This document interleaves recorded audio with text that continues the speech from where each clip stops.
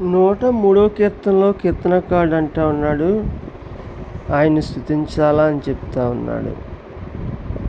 ఆయన దయగలవాడని మర్చిపోకూడదు అని చెప్తా ఉన్నాడు. మనం దేవునికి విరోధంగా పాపం చేసాం, కానీ మనకు రావాల్సిన శిక్షను దేవుడు మనకి ఇవ్వలేదు అని చెప్తా ఉన్నాడు.